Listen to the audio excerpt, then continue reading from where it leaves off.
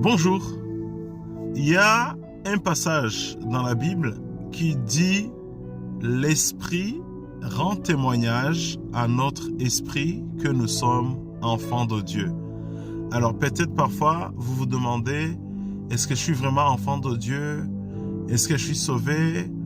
Est-ce que je suis sur le chemin qui mène vraiment à la vie divine, à la vie au ciel, au paradis ?»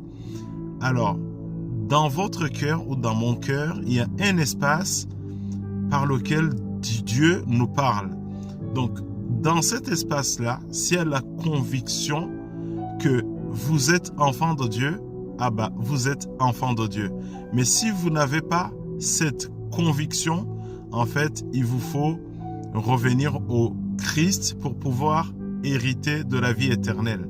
Alors, à un autre endroit, dans le livre de Jean, la Bible dit « À ceux qui l'ont reçu, Jésus le Christ, à ceux qui ont cru en son nom, il leur a donné le pouvoir de devenir enfants de Dieu. » En fait, croire en Christ dans son cœur et le confesser de sa bouche, ça nous donne ce qu'on appelle la vie éternelle et on est de Dieu, on devient enfant de Dieu et l'Esprit rend témoignage à votre esprit que vous êtes enfant de Dieu.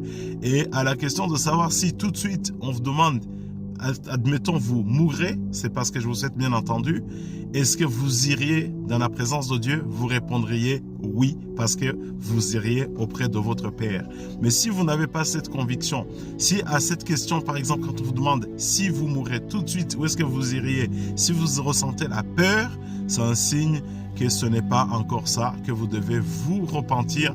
La repentance, ça veut dire le changement d'attitude, adopter la manière de vivre de Christ, devenir son disciple.